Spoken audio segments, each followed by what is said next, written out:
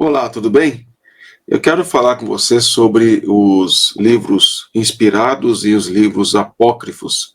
Os apócrifos são considerados pela Igreja Católica Romana como inspirados. E no momento tem ocorrido bastante aí a produção de vídeos, de cortes de padres que têm combatido a fé reformada, protestante, e dizendo que nós estamos errados e que eles estão corretos e que os livros apócrifos devem ser considerados como livros inspirados. Será que isso é verdade? Onde estão os livros apócrifos? Eles estão dentro do suposto cânon do Antigo Testamento.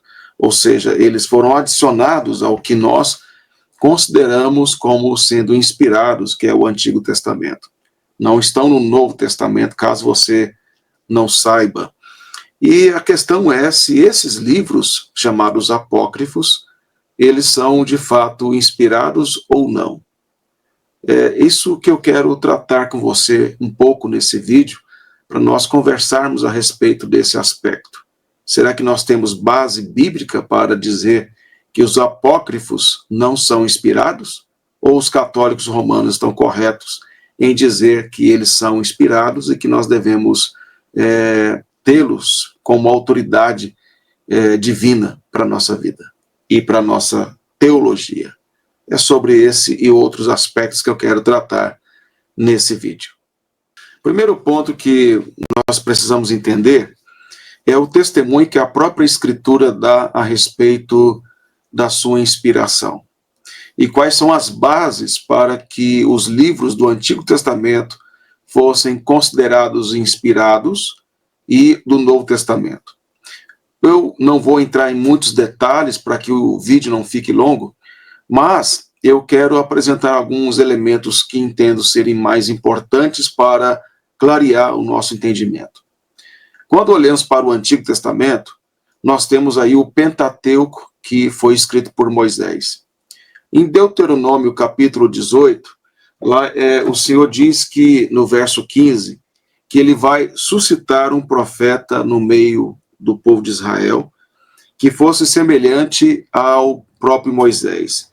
E esse profeta deveria ser ouvido. Então existe uma promessa de um profeta, então está no singular, e que esse profeta seria semelhante a Moisés e o povo deveria ouvir, porque esse profeta falaria da parte do Senhor. Depois no texto, vocês podem ler com mais atenção depois, Deuteronômio 18, melhor dizendo, verso 15 em diante, e aí o texto fala que esse profeta e os profetas que sucederiam a Moisés, até chegar nesse profeta, eles deveriam falar de acordo com a palavra de Deus, de acordo com aquilo que já havia sido revelado. E onde isso estaria revelado? No Pentateuco. Ou seja, os profetas que vieram depois de Moisés e que foram autores do Antigo Testamento deveriam ser avaliados a partir do Pentateuco.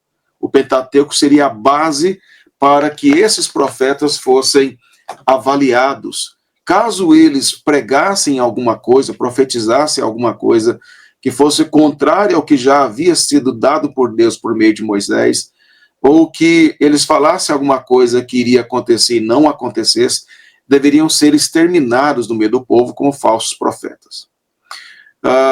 Quando nós olhamos para a composição do Antigo Testamento, nós vemos que todos os profetas, os escritores inspirados, eles se fundamentaram no Pentateuco. Eles citam como lei de Moisés, como a lei de Deus, como fala a Torá, a lei aí é Torá, está se referindo ao Pentateuco. A palavra Pentateuco é o que nós utilizamos, isso foi usado por Orígenes para dizer 5 livros da lei, mas o judeu chama de Torá. A divisão que o judeu faz do Antigo Testamento, ela é diferente na nomenclatura com o que nós utilizamos, mas os livros são os mesmos. Por exemplo, a Torá, como eu disse, para o judeu, são os 5 primeiros livros, e para nós chamamos de Pentateuco. Quando nós falamos aí, os judeus falam, por exemplo, dos escritos, que incluiria livros históricos e outros livros proféticos, e nesses escritos aí, nós classificamos de uma outra maneira, e tem o Nevim, que são os livros dos profetas, que tem profetas anteriores e posteriores. Eu não vou entrar aqui em detalhes da maneira em cada um desses que são distribuídos os livros para os judeus nessa classificação, mas eles chamam o Antigo Testamento, porque eles não vão chamar de Antigo Testamento, porque Antigo é para nós, porque nós cremos no Novo. Eles chamam de Tanakh, que é Torá, Nevim e Ketuvim, que são os escritos. Tanakh, Torá é a lei, é o Pentateuco, que nós chamamos, e depois eles chamam de Nevim, que são os profetas, e Ketuvim, que são os escritos.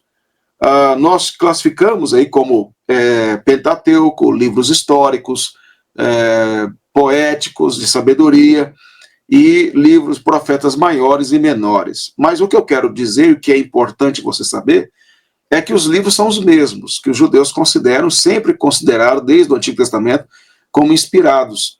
E apenas tem essas nomenclaturas de classificação das coleções, não com relação aos livros. Não há livros diferentes que são considerados inspirados pelos judeus e não são considerados inspirados por nós, protestantes. Esse é um primeiro ponto. Então, a base do Antigo Testamento, de critério de avaliação, é o Pentateuco, é a Torá. E aí você vai ter, entre os livros do Antigo Testamento, um profeta, um escritor, citando livros anteriores, considerando-os como sendo inspirados. Então, existe um testemunho interno da própria Escritura, estou aqui primeiro falando do Antigo Testamento, como dizendo que esses livros são inspirados. E eu poderia aqui ficar bastante tempo citando várias e várias passagens onde é citado. Um exemplo apenas para não ficar assim tão vago, você pode olhar, por exemplo, lá em Daniel capítulo 9, em que ele cita o livro do profeta Jeremias, e ele lê o texto do profeta Jeremias, o livro de Jeremias, e ele interpreta lá os 70 anos, ele considera isso como escritura. Então, o que eu estou querendo demonstrar para você é que um cita o outro, e a base principal é o Pentateuco, correto? Agora, quando nós chegamos aí no Novo Testamento, nós temos uma outra base de critério, que é que são os apóstolos. Os apóstolos, com a autoridade dada pelo Senhor Jesus, eles são aqueles que servem como critério, como base para os demais escritos. Nós temos escritos de alguns que não eram apóstolos, como, por exemplo, Marcos e Lucas, que eram evangelistas, não eram apóstolos, mas eles escreveram debaixo da supervisão dos apóstolos. Um exemplo é que o apóstolo Paulo, lá em 1 Timóteo, capítulo 5, do verso 17 e 18, quando ele fala do presbítero que preside bem e que se afadiga na palavra, deve ser digno de dobrados honorários, sustento financeiro para exercer esse papel, Paulo faz uma citação do boi que não pode ser impedido de comer daquilo que ele está trabalhando, e ele faz uma citação de Deuteronômio 25:4, e ele fala, e digno é o trabalhador do seu salário. Aí, quando ele fala esta parte, como diz a Escritura, ele afirma lá, e digno é o trabalhador do seu salário, isso não está em Deuteronômio, essa parte está em Lucas 10, verso 7. Ele cita Lucas 10, verso 7 como Escritura. Um outro exemplo, aí eu estou falando aqui dos apóstolos autorizando e dizendo que escritores como Lucas, que não era apóstolo, era inspirado. Quando você vai para, por exemplo, o apóstolo Pedro, na sua segunda carta, no capítulo 3, ele fala que os indoutos, os tolos, distorciam as escrituras, distorciam o que Paulo escrevia, como também as demais escrituras. E aí ele coloca o que Paulo escrevia como a escritura. E aí nós temos várias e várias outras passagens que vão confirmar tanto um apóstolo confirmando que o outro escreveu é inspirado, como também confirmando que outros que não eram apóstolos também eram inspirados. Então, para fechar o cânon do Novo Testamento, são esses testemunhos e outros que eu poderia aqui mencionar em outra oportunidade. Mas o que eu quero agora voltar é o ponto principal, que é com relação aos apócrifos. Você não tem qualquer menção do Senhor Jesus ou dos apóstolos com relação aos apócrifos como sendo inspirados por Deus. Qual foi a escritura que Jesus utilizou? Foi o que nós temos como chamado como Antigo Testamento. Quando Paulo diz lá em 2 Timóteo 3, 16 e 17, toda a escritura é inspirada, toda a escritura ali é o Antigo Testamento, porque ainda o Novo não estava completo. Então, ele diz, lógico que isso se aplica também ao Novo, mas ele diz que toda a escritura ali é o Antigo Testamento, inspirada e útil para ensino, repreensão, correção, educação na justiça, para que todo homem de Deus seja perfeitamente habilitado para toda boa obra. O que Paulo está falando ali quando ele diz, na mesma carta, para Timóteo pregar a palavra, é o Antigo Testamento, que se aplica naturalmente, a extensão disso, ao Novo Testamento que estava sendo ali desenvolvido, escrito, como o próprio texto que Paulo cita, o Antigo Testamento. O que eu quero dizer é que Jesus jamais citou os apócrifos, Jesus utilizou os mesmos livros que os judeus reconheciam como inspirados e também a igreja reformada reconheceu protestante como livros inspirados. Os apóstolos nunca citaram os apócrifos como sendo inspirados, não há qualquer citação, você pode falar do livro de Enoque, por exemplo, mas não é citado como inspirado, como autoritativo. Por exemplo, Paulo citou, se alguém disser, porque citou, então é inspirado. O apóstolo Paulo citou uma poesia, um cântico, feito por um filósofo chamado Arato, que era pagão, lá na pregação de Paulo em Atenas, em Atos 17, ele fala, nele movemos e existimos, como disse um vosso poeta. Ele pega esse poema que Arato fez a Zeus e o coloca para Deus. E Paulo não está dizendo ali que Arato é inspirado. Ele está apenas utilizando como ponto de contato para a sua fala. Então você precisa entender que em cada momento em que os apóstolos citam alguma fonte, seja do Antigo Testamento, ou quando ele cita alguma fonte fora do Antigo Testamento, você tem que entender dentro do seu contexto e do propósito que o autor citou. Todas as vezes que os apóstolos citaram o Antigo Testamento, que nós consideramos inspirados, eles citaram como escritura, como palavra de Deus. O Senhor Jesus fez a mesma coisa, e eu poderia aqui ficar bastante tempo citando as várias passagens que dizem isso. Então nós temos aí os apócrifos que não são citados, não eram considerados pelos judeus até o período ali no começo da igreja, nos primeiros séculos, nunca foi considerado como sendo inspirados, não foi considerado por Jesus, não foi a Bíblia que Jesus usou, não foi o que os apóstolos utilizaram, nem os escritores do Novo Testamento. Só isso já desfaz qualquer ideia de que apócrifos possa ser inspirado. Outra importante informação é o seguinte: os livros apócrifos, eles só foram considerados inspirados pela Igreja Católica Romana no Concílio de Trento, em 1546. A reforma começa em 1516. Em 1546, eles fazem um concílio como uma resposta ao movimento protestante, da declaração protestante somente as Escrituras, considerando esses livros que eu mencionei, que nós hoje entendemos que são inspirados por causa de tudo que eu já disse antes, do Antigo Testamento e do Novo Testamento.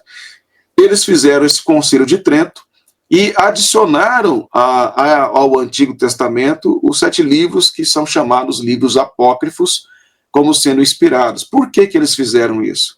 Primeiro, para uma retaliação ali, a reforma protestante, e também porque esses livros apócrifos, eles apoiam doutrinas que a Igreja Católica defende.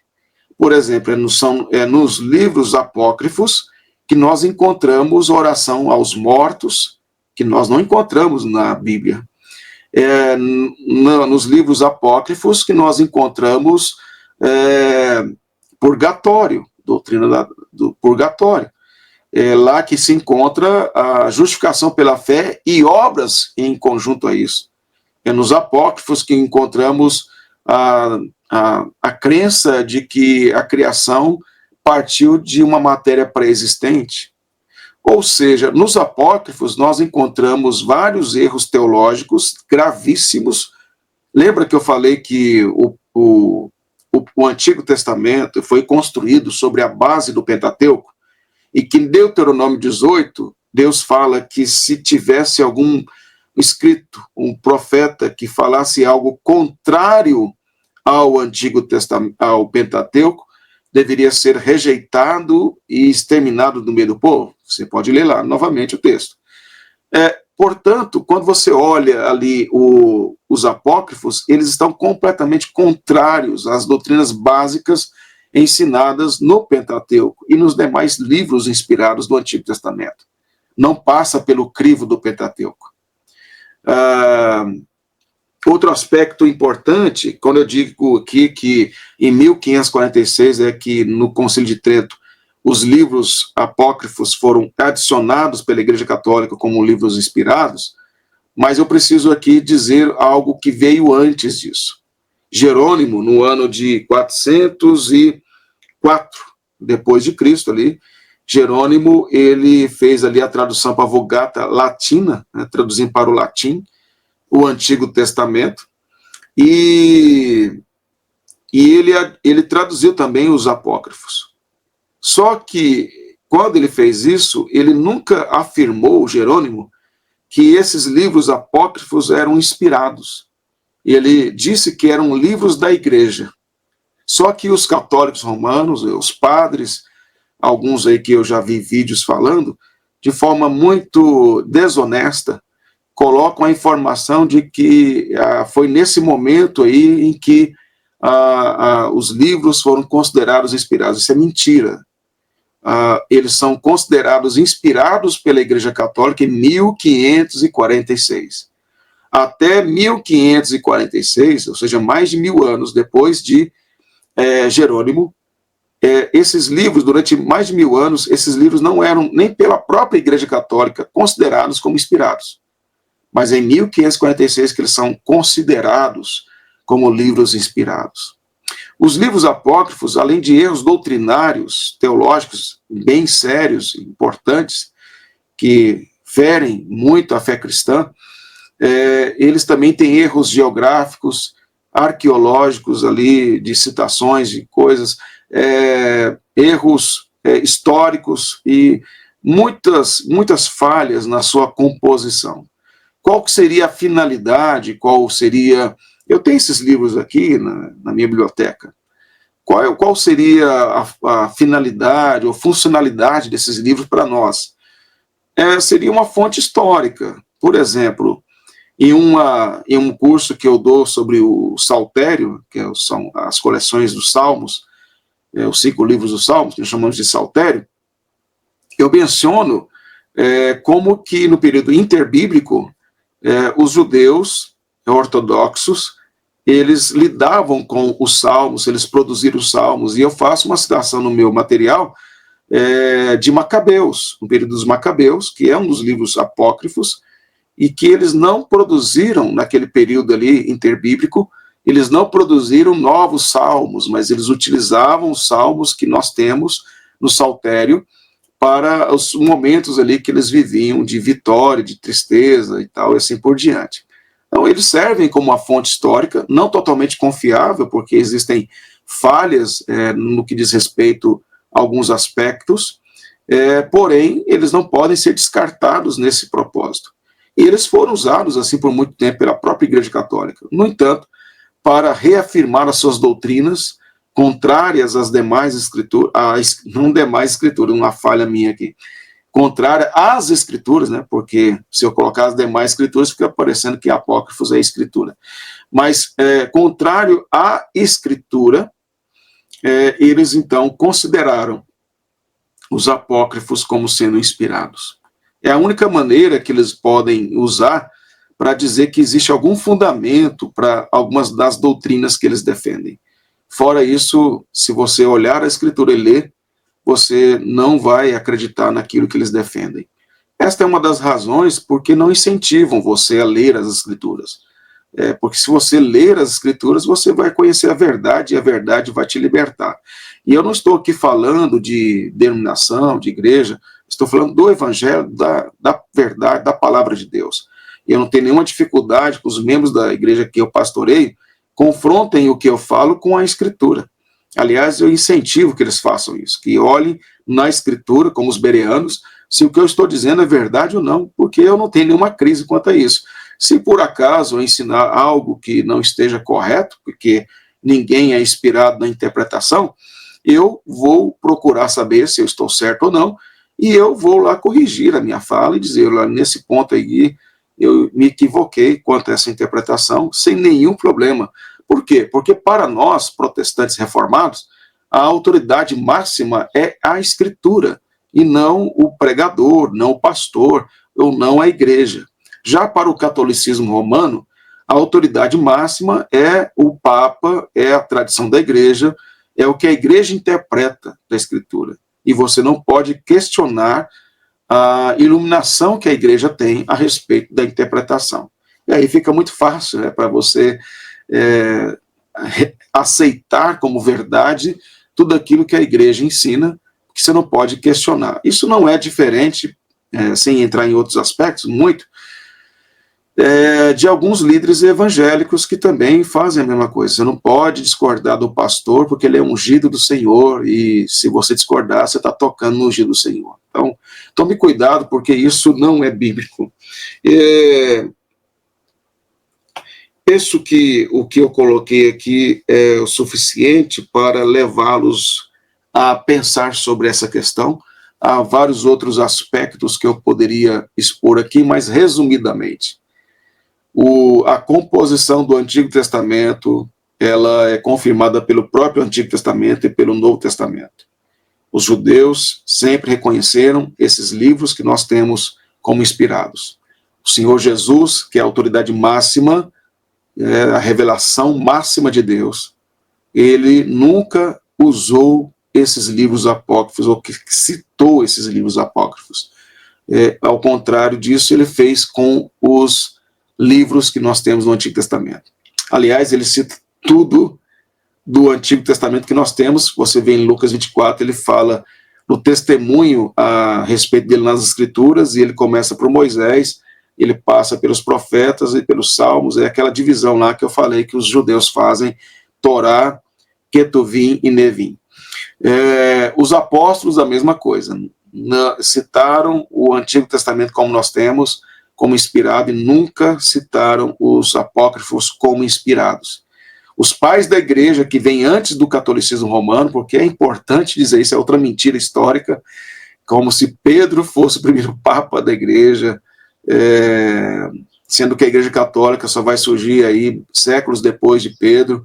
Os pais da igreja, antes da igreja católica existir, como igreja católica romana, católico é universal, mas a igreja católica romana é uma divisão que tem do cristianismo bem depois dos apóstolos, 3 séculos depois, quando não só forma a igreja católica romana, como também a igreja católica ortodoxa e outras 3 igrejas menores. Mas as 2 mais importantes, a igreja católica romana ficou do lado ocidental, e a católica ortodoxa do lado oriental. E você pode pesquisar sobre isso. É uma mentira histórica que induzem os fiéis ao erro.